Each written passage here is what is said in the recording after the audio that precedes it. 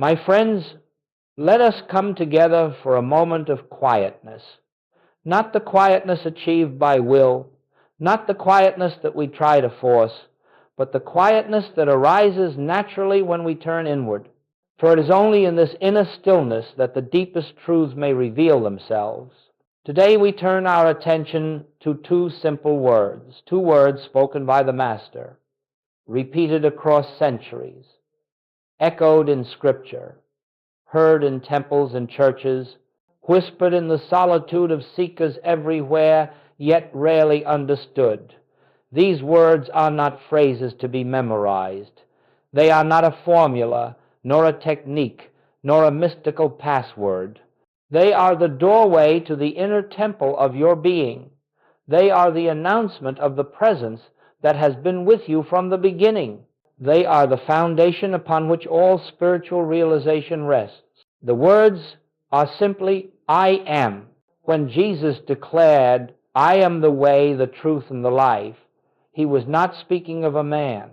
He was not pointing to a personal self. He was revealing the nature of the presence that animated him, lived through him, and healed through him. It is this very presence that has been hidden behind the veil of personal identity, misunderstood as human ego, and lost in centuries of theological interpretation. But as we gather in consciousness now, we set aside all interpretations, all inherited beliefs, all preconceived ideas. We come not to learn about the I am, but to discern its activity as the essence of our own being. For you see, the I am is not a name. It is not a statement of human personality. It is the infinite announcing itself. It is the divine self-revealing, its nature. Every time the Master spoke those words, he was opening the curtain and allowing us to behold the eternal truth, that God is the I of you and the I of me. Let us linger here gently, for this is not something to be rushed. If we hurry past these words, we lose their power. But if we let them settle into awareness quietly, silently, they begin to awaken something long asleep within us. I am, not the human I, not the personal I, but the eternal I that was before Abraham was, the I that is one with the Father, the I that needs no defense, no protection, no improvement, no strengthening. In the spiritual life, everything begins here. And without this recognition, no amount of prayer, study, or effort can bring about the transformation the soul longs for. We have spent many lifetimes searching for God outside ourselves, searching in holy places, in rituals, in people, in doctrines, in words, never realizing that the one we seek has been quietly declaring its identity within us all along. This, my friends, is why the Master spoke so plainly, so directly, so simply. I am. These two words contain the essence of all mystical revelation. They reveal the indwelling presence. They expose the unity of God and man. They dissolve the separation that has caused fear, lack, struggle, and suffering. They carry the entire weight of spiritual healing, spiritual supply, spiritual protection, and spiritual authority. If you will sit with these two words, not as affirmations, not as positive statements, not as mental attempts to reshape life, but as the gentle recognition of what eternally is, you will begin to see that the inner temple is already open. There is no door to unlock. There is no distance to travel. There is only the unveiling of what has forever been true, that the I of your being is God. Let us enter this exploration together, not as students seeking knowledge, but as living expressions of the very presence these words reveal. And as we move forward, let us remember, the purpose of this teaching is not to change the outer world, but to awaken the truth of identity, And in that awakening, all that needs to be transformed is transformed of its own accord. Now, having opened the doorway with these words, we will proceed to the next stage of our journey.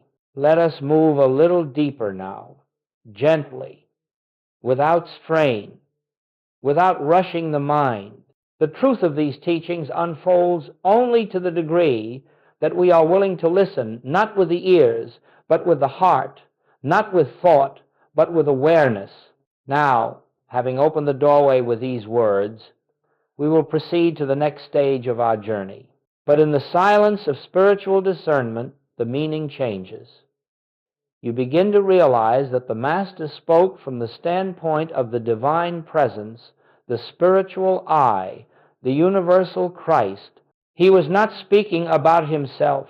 He was speaking as the self that is one with God, the self that is the life of every individual, the self that cannot be confined to a single form, a single name, a single moment in history. Let us move a little deeper now, gently, without strain, without rushing the mind. The truth of these teachings unfolds only to the degree that we are willing to listen, not with the ears, but with the heart, not with thought, but with awareness. When the Master uttered the words, "I am the way, the truth, and the life," he was not elevating a human personality. He was not drawing attention to a man, nor inviting worship of a figure. How easily we miss this. How easily we listen with the human sense and so believe that the statement points to a person, to something separate, remote, unattainable. Let us look carefully at what the Master said. If these words referred to a single human personality, they would perish with the body. Yet the light did not perish. It continued to illuminate hearts across centuries. It awakened saints and mystics in every tradition. It radiated beyond time and place. Why? Because the I of that statement was not the personal Jesus, it was the Christ presence, the divine selfhood that is the light of every soul. The I that spoke through Jesus is the same I that speaks through you when you rest in spiritual awareness. You might be asking, how can this be? How can the I that animated the Master be the I of my own being? The answer is not found in reasoning. The answer comes through inner recognition, the same recognition that dawned upon Peter when he said, "Thou art the Christ." He was not identifying a man. He was perceiving the divine identity shining through the form. The Church has often taken this recognition and enclosed it around a single figure, as though the Christ were limited to one appearance. But the mystical traditions, the spiritual seers, and indeed the Master himself taught something far greater. The Christ is not a person. The Christ is a presence. The Christ is the spiritual I am of all being. And so, when Jesus spoke the words, "I am the resurrection," he revealed a principle, not an event, not a ritual, not a doctrine, but a principle available to the whole of mankind. The resurrection he spoke of was the rising of consciousness from the human sense of self into the recognition of the divine self. And this rising is possible for anyone who turns inward and listens for the presence. Do you see now why these words are so often misunderstood? We have read them with the human mind, which sees separation, hierarchy, distance. But when read with the spiritual mind, with the inner eye, they reveal unity, oneness, the universal life that is the true identity of every individual. This is the point at which the teaching moves from admiration to realization. It is one thing to admire Jesus. It is another to understand the consciousness from which he spoke. For in that understanding, the same consciousness begins to awaken within you, not as an imitation, not as a striving, but as a quiet recognition of what has always been true. So let us hold this clarification gently but firmly. When Jesus said, "I am," he spoke not as a man about himself. He spoke as the divine presence announcing its nature. He spoke as the universal I am, which is the life of all. And the moment you hear these words as the voice of your own true self, the scriptures open, the heart opens, the inner temple opens, and you begin to walk a path not of belief, but of realization. We will, in our next section, look more deeply at how the human sense of I hides the divine I am, and how this mistaken identity becomes the root of all suffering. Now let us turn inward once more, for we are approaching the central turning point of spiritual unfoldment. In truth, the entire structure of suffering rests upon a single misunderstanding, one so subtle, so deeply ingrained, that humanity has rarely questioned it. Yet the moment this misunderstanding is corrected, the cords of suffering begin to loosen, and the light of spiritual freedom makes itself known. The misunderstanding is simply this: we have mistaken the human I for the divine I am. We have taken the sacred word I, the very name of God, and applied it to the body, the emotions, the thoughts, the conditions of human existence. And in this unconscious act, we bind ourselves to limitation because we believe that the I, which appears to suffer, is the true self. Each time we say, "I am sick, I am afraid, I am lonely, I am failing," we attach the holiness of the divine I to a temporary appearance. We unite the limitless with the limited, and in that fusion arises confusion.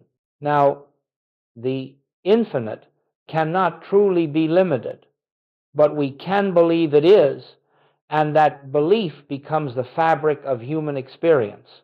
For the Master taught, and Goldsmith reminded us, that experience conforms to identity. As a man thinketh in his heart who he is, so is his experience shaped. Let us look gently, quietly, at how this confusion operates. A feeling arises, perhaps fear. Immediately, the unawakened mind says, "I am afraid." But who is this I? Is it the body? Is it the passing emotion? Is it the conditioned mind?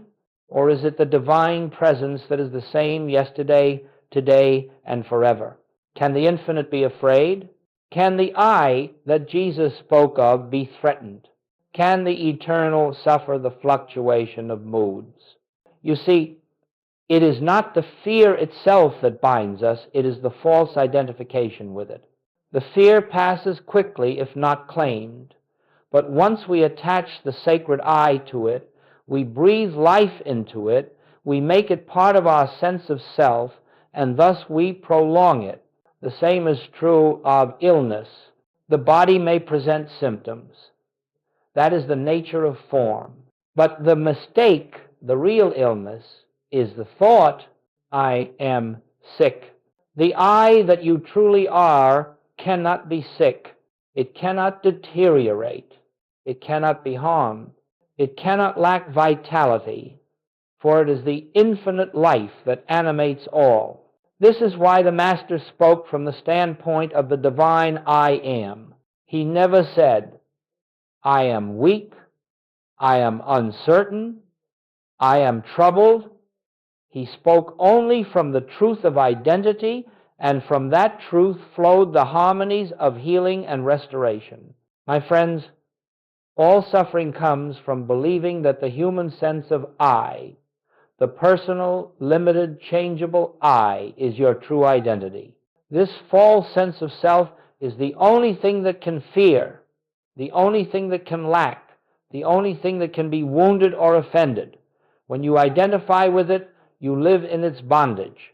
When you withdraw identification from it, you discover that the divine I am has been yourself all along. The entire spiritual path, as Goldsmith taught, is not a journey of improving the human self. It is the recognition that the human self was never you. The I of you is the same I that spoke through the prophets, the mystics, the seers, the sages, and the Master himself. The moment this becomes clear, not intellectually, but inwardly, suffering begins to dissolve, not because we fight it, not because we resist it, not because we use spiritual power to overcome it, but because the one who suffered is no longer believed to be the self.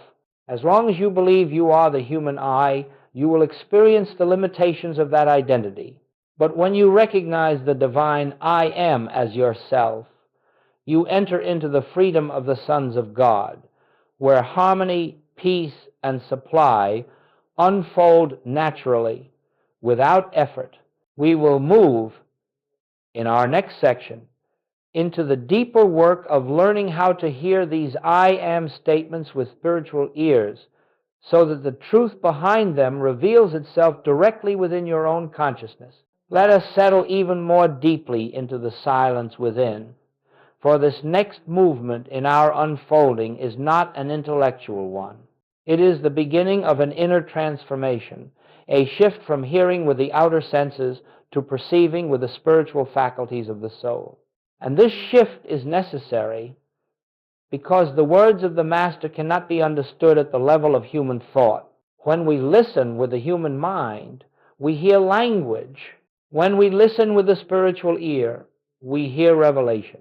The Master said, "He that hath ears to hear, let him hear." He was not speaking of physical ears. He was inviting the listener into a dimension of awareness where truth is discerned not by reason, not by emotion, not by intellect, but by a deeper knowing and inner recognition of the presence. When Jesus declared, "I am the resurrection," the human mind hears a statement of religious significance, a phrase to be believed or rejected. But the spiritual ear hears something altogether different. It hears the voice of the infinite announcing its nature. I am is the rising of life out of limitation, out of despair, out of fear. I am is the eternal, ever-present activity of God expressed in and as individual being. In this way, the scriptures cease to be ancient words. They become a living presence, speaking directly to your consciousness. You discover that you are not reading truth, you are being addressed by truth. Let us take another example. When the Master said, "I am the light of the world," the human mind interprets this as a title. Jesus is the light. But the spiritual ear recognizes that the light he spoke of was not personal. It was the divine light, the universal Christ, shining through him, radiating as him, and available to radiate as you. This is why Goldsmith taught that the Bible must be read not historically, but spiritually. If we read it as history, we are inspired but unchanged. If we read it as revelation, it awakens the truth of our own identity. Now let us practice this inwardly. Let us take the statement, "I am the way." Close your eyes inwardly, not physically, but in awareness, and hear the words again, slowly. I am the way. Do not hear them as though spoken by another. Do not hear them as though they came from outside. Let them arise within you from the depth of your own being. Let the I that speaks be the I that lives you, breathes you, sustains you. Now let us practice this inwardly. Let us take the statement, "I am the way." Close your eyes inwardly, not physically, but in awareness, and hear the words again, slowly. I am the way. Notice what happens. The words begin to gently detach from the personality of Jesus and reveal themselves as universal truth. You begin to sense that the same presence that walked the hills of Galilee speaks within your own consciousness at this very moment. Truth is not in the words. Truth is in the consciousness behind the words. The words are but symbols. They point, but they are not the reality itself. And so our task is not to memorize Scripture, but to cultivate the inner stillness in which the living truth reveals itself. When you hear "I am" with the spiritual ear, You no longer hear a doctrine or a command. You hear the divine self announcing its presence. You hear the truth of your own being speaking to itself. And this recognition becomes the foundation upon which spiritual healing, spiritual supply, and spiritual harmony naturally unfold. You do not try to make these things happen. You do not use truth as a power. You simply recognize the I that is already whole, already complete, already one with God. And so I invite you in the quiet moments of your day, not in formal meditation alone, but throughout ordinary activities, to listen inwardly for this I am, not as a sound, not as a voice, but as a gentle awareness that transcends the thoughts that pass before it. It is there, always present, always available, always whispering. Its identity, as you listen, the shift begins. You cease hearing the words of Scripture with the mind. You begin hearing them with the soul. And when the soul hears, it recognizes its own nature. In our next movement, we will look at the great error that arises when people try to use these holy words as techniques or tools, and why the I am can never be employed by the human self, but only revealed by divine grace. Now, my friends, let us move with gentleness into a matter of great importance, one that has confused seekers for centuries and continues to do so in our time. It is the tendency, almost universal in human consciousness, to take spiritual truth and attempt to use it, to take the holy and employ it for human advantage, to take the divine name and wield it as a personal tool. And this, more than anything else, is the cause of spiritual disappointment. You see, the sacred words I am were never given as a technique. They were never intended to be used by the human mind to accomplish human ends. They were revealed as truth, not as a device. They are a recognition, not a power to manipulate. In fact, the very moment the human self tries to use the I am, it loses all access to its real meaning. Goldsmith made this clear again and again. Truth is not a power to use. Truth is a presence to behold. Let us pause and feel the weight of that. Truth is not a power to use. It is a presence to behold. And there is a world of difference between the two. When the personal self says, I will use I am to attract health, to draw abundance, to manifest success, it has already missed the essence of the teaching. Why? Because it assumes that the human mind stands outside the divine and can call upon it like a servant. It assumes that the human being can reach into the infinite and pull forth blessings at will. But the spiritual principle is the exact opposite. The human self can do nothing. It can accomplish nothing. It cannot initiate divine activity. It cannot command God. All power is of God, said the Master, not of man. And the I am is God. So when we try to use the I am to change conditions, we are attempting to employ God as a personal instrument. And this always fails, because it is built on a faulty premise, the premise that there are two selves, a little self who needs something and a divine self who can give it. There are not two. There is only one. The I am is the only self. Consider for a moment the wind. You cannot push the wind. You cannot pull the wind. You cannot command the wind. But you may stand still enough to feel its movement. And in that stillness, you discover that its motion becomes your motion effortlessly. So it is with the I am. It cannot be grasped by the mind. It cannot be used as a tool. It can only be recognized.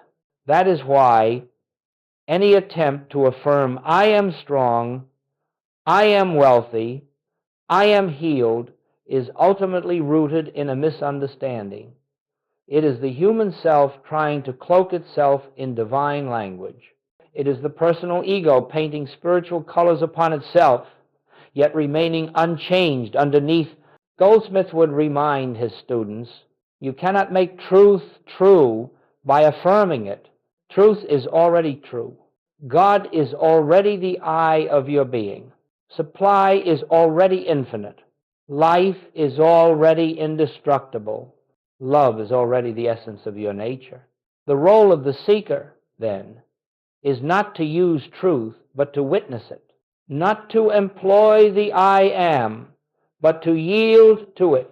Not to manipulate, but to surrender. When you stop trying to use God, you begin to feel God. When you stop trying to make the I am produce results, the presence reveals itself. When you cease striving, you discover that grace has been operating all along. Let us take a moment here, a moment of silent humility. Let us acknowledge that the human self has no power. Let us release any urge to control, to direct, to compel, and let us rest in the knowing. The I am is the only power. The I am is the only presence. The I am is the only self. From this recognition, not from effort, harmony flows. From this recognition, supply appears. From this recognition, health is revealed. From this recognition, peace becomes the atmosphere of our being. And now, having understood why the I am cannot be used as a technique, we are ready to enter the deeper mystery of identity, the realization that spiritual healing is never the result of fixing the human self, but of revealing the divine self that has always been present. That is the next step in our journey. Let us go forward now, slowly, quietly, for we are entering the heart of the spiritual message that Jesus lived and that the infinite way reveals. This is not a teaching about changing conditions.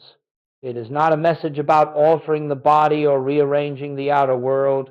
It is a message about identity, about who and what you truly are. Every healing that ever took place in the presence of the Master, every restoration, every release, every lifting of the veil was the result of one thing, a shift of identity, not a shift in the body, not a shift in circumstances, a shift in the center of consciousness from the human I to the divine I am. This is why the Master could heal without effort, without ritual, without technique. He saw no suffering individual to be repaired. He saw only the truth of identity, the presence of God appearing as individual being. He saw only the I am, and in the presence of that recognition, the appearance of illness or lack or fear simply dissolved for want of reality. Goldsmith described this with great simplicity. No one needs healing. They need the realization of their true identity. Sit with this. Let it sink into the heart. We are not trying to fix the outer picture. We are awakening to the truth that the picture never described the self. Consider the woman who suffered from chronic pain. She came seeking healing, believing that something in her body had to be changed.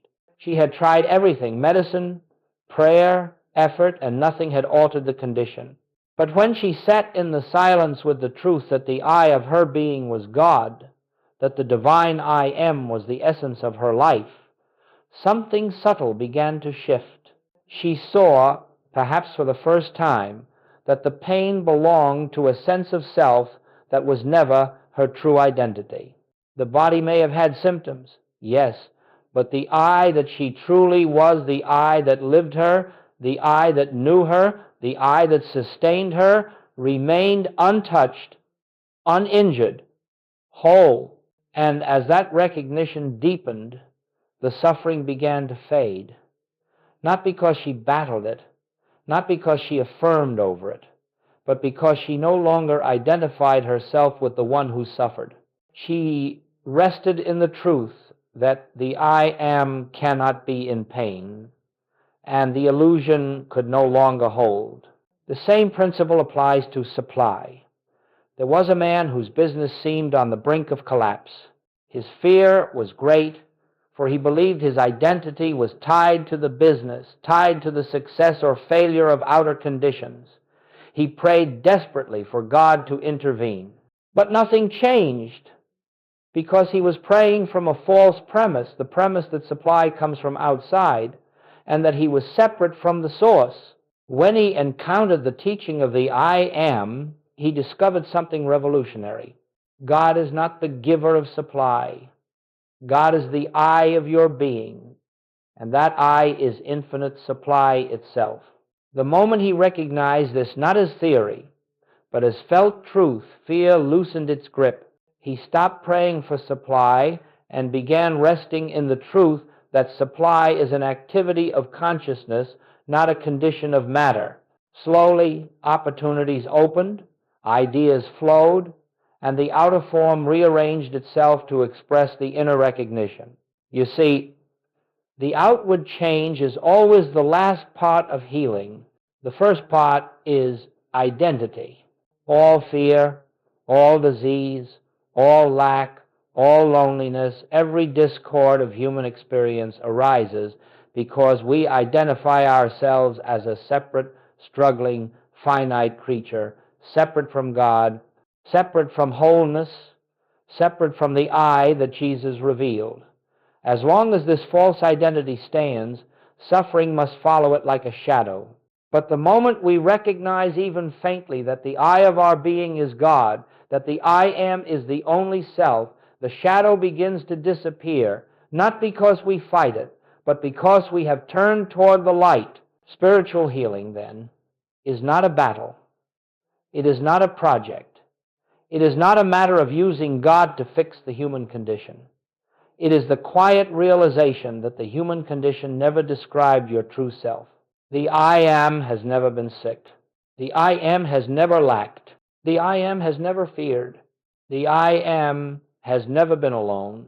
And the more we rest in this realization, not with strain, not with effort, but with deep humility, the more harmony flows of its own accord. Grace reveals itself not as something given, but as the nature of the I that you are. Now that we understand this shift of identity, we are ready to explore the conscious practice that makes this realization a living experience, the sacred practice known as practicing the presence. This will be the next step in our unfolding. Let us move now into the living core of the spiritual life, the practice that transforms the truth we have heard into the truth we experience. For it is not enough to understand with the mind that the I Am is our identity. It is not enough to agree with the principle, to admire it, or even to believe it. The realization must become an activity of consciousness. It must be lived, breathed, rested in, moment by moment. This is what the Master meant when he spoke of abiding. This is what Goldsmith called practicing the presence. Now, practicing the presence is not a discipline in the human sense. It is not something we force, nor something we accomplish. It is not striving for spiritual attainment. It is the gentle turning of consciousness toward the awareness of the divine I that is always present. It begins with a pause, not the pause of the intellect, but the pause of the soul, the moment in which we withdraw attention from appearances, from the world of effects, from the rush of thoughts, and allow ourselves to sink inward, where the still small voice makes itself known. This pause can happen anywhere, in the midst of work, in a moment of fear, during ordinary tasks, or in the quiet of meditation. The place does not matter, because the presence is not in place. It is in you, as you, expressing itself through you. Let us consider how this unfolds. You may be facing a challenge, perhaps a physical discomfort. The mind wants to rush forward, to name it, to claim it, to fear it. But in that very moment, you pause. You step back inwardly and ask gently, without effort, who is this I that is aware? You do not answer with words. You simply rest in the question. And slowly the awareness arises. The I that is aware is not the body. The I that is aware is not the sensation. The I that is aware is the I am the presence of God. In that recognition, even if it lasts only a moment, the fear loses its ground because you have remembered that the divine self cannot be touched by changing conditions. Another moment, perhaps a sense of lack appears. The mind reacts. It plans, calculates, worries. But you pause. You withdraw from the picture and you turn inward to the presence that has never lacked, never hungered, never been dependent on circumstances. You feel, not think, but feel the truth. I am is my supply. Not the job, not the bank account, not the world. The I of me is the infinite source. And in that moment, you have practiced the presence. Practicing the presence is not about repeating phrases. It is about recognition. Recognition of the one who lives you. Recognition of the one who breathes you. Recognition of the one who is your life. You may be washing the dishes and you pause, not outwardly, but inwardly, and feel the invisible life that animates your being. That moment is practicing the presence. You may be walking down a street and suddenly become aware of the same presence within every person you pass. That recognition is practicing the presence. You may be burdened by a sense of responsibility, and in the quietness you perceive that the work is not yours, but God's expressing through you. That relinquishment is practicing the presence. This practice does not require time. It requires awareness. It requires the willingness to step out of the belief that the human sense of self is the doer, the thinker, the chooser, the controller of life. As you develop this habit of turning inward, not as a ritual, but as a natural response, something begins to happen. You begin to sense an invisible companionship, an inner assurance, a presence that goes before you to prepare the way, that stands behind you as your protection, that lives within you as your sufficiency. This is not your imagination. This is not autosuggestion. This is the activity of the Christ, the I am, made tangible in consciousness. And as you rest more frequently in this awareness, you will discover that harmony begins to unfold without your personal striving. Problems dissolve without your intervention. Guidance comes without your seeking. Peace establishes itself as the atmosphere of your being. This is why Goldsmith said, "Do not try to make anything happen. Rest in the presence and let grace reveal what already is." Practicing the presence is not a means to an end. It is the end, because the goal of the spiritual life is not the improvement of human experience, but the realization of the I that is God. And it is in this practice that the false sense of self begins to grow quiet and the divine self begins to shine through, until one day you may discover that you no longer turn inward to find the presence. You live from the presence. You no longer pause to remember truth. Truth becomes your abiding state. In our next movement, we will explore what life becomes when this presence is recognized in relationships, in work, in challenges, and in every corner of experience. As we continue in this unfolding, let us come again into the quiet realization that all spiritual progress is an expansion of consciousness. It is not something that happens to the outer world. It is something that happens within you, a dawning, a softening, a deepening awareness of the presence that has always been there. Practicing the presence prepares the ground. Living from the I am is the harvest. When the recognition of the I am begins to take root in consciousness, life itself undergoes a subtle but profound transformation. And this transformation does not begin with the outer picture. It begins with the end of fear. Fear arises only when we believe ourselves to be separate, separate from God, separate from our good, separate from the source of life. But in the realization of the I Am, this sense of separation dissolves, and with it the entire world built upon it. Let us look gently at how this unfolds in daily experience. Fear loses its authority. You may face a situation that once would have frightened you, a diagnosis, a financial concern, a relationship conflict, but now something within you knows. The I that I am is untouched by this. The I that I am cannot be threatened. The I that I am is the presence and power of God. You do not deny the appearance. You do not fight it. You simply no longer grant it identity. And as you stand in that recognition, fear loses its foundation. It cannot exist where there is no sense of separation. Goldsmith often said, fear disappears in the presence because there is nothing left to fear. This is not courage. This is not positive thinking. This is the natural peace that comes from knowing who you are. Lack cannot survive the awareness of infinite supply. To the human mind, supply seems to be in things, employment, investments, people, opportunities. But when you live from the I Am, supply is recognized as spiritual substance, the infinite outflow of the divine presence. You no longer look outward for your good. You no longer fear the loss of channels. You no longer cling to form. You rest in the truth. The I of me is the fullness of supply, appearing wherever needed. And in this resting, you find that supply comes not through manipulation, not through effort, but by grace. One channel may close, yet 3 others open.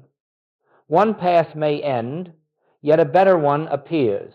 The outer flow reflects the inner recognition. Relationships become harmonious by identity, not effort. When you know the I Am as yourself, something beautiful occurs. You begin to see the same I Am in others.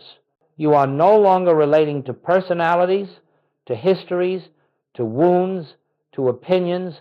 You are relating to the divine presence expressing through individual forms. This shifts everything. Judgment softens. Conflict dissolves. Expectations fall away. Compassion becomes natural. You discover that harmony in relationship is not achieved by trying to change others, nor by trying to change yourself, but by seeing through the appearance to the truth of being. Judgment softens. Conflict dissolves. Expectations fall away. Compassion becomes natural. Judgment softens. Conflict dissolves. Expectations fall away. Compassion becomes natural. Living from the I Am dissolves the belief that you are responsible for accomplishing life through human will. You begin to perceive that all rightful activity is God expressing through you. You do not initiate the work. You respond to the inner impulse. You do not struggle for results. You allow them. You do not worry about outcomes. You trust the divine intelligence that guides them. In this consciousness, work becomes joyful, effortless, harmonious. Ideas come without strain. Opportunities unfold without force. Everything begins to align with the rhythm of the presence. The sense of separation fades. Perhaps the greatest transformation of all is the quiet disappearance of the feeling of aloneness. When you live from the I Am, you know, without needing proof, that you are never alone. You feel an invisible companionship, a presence that goes before you, walks with you, and lives as you. This is not imagination. This is the Christ appearing as your consciousness. In this awareness, you no longer look to the world for validation or security. You no longer depend upon outer forms to confirm your worth or your purpose. You rest in the realization, I and the Father are one. This is not a statement of belief. It is the felt truth of being. And from this truth, life becomes an expression of peace. Decisions become simpler. Actions become inspired. Even challenges carry a different texture, for you no longer meet them as a frightened human self. You meet them as the presence itself. As this awareness stabilizes, you discover that the world has not changed. You have changed. You have awakened to the reality behind the world, and now the world must conform to the consciousness that beholds it. And so, my friends, living from the I am is not a mystical state reserved for the few. It is the natural state of all who recognize their true identity. It is the end of fear, the end of lack, the end of separation, because it is the end of the false sense of self. In our next and final movement, we will gather all of this into a closing recognition, a gentle return to the inner chamber where the I am stands, revealed as the only presence and power of your life. And now, my friends, let us return quietly, gently, to the place where all spiritual truth begins and ends within.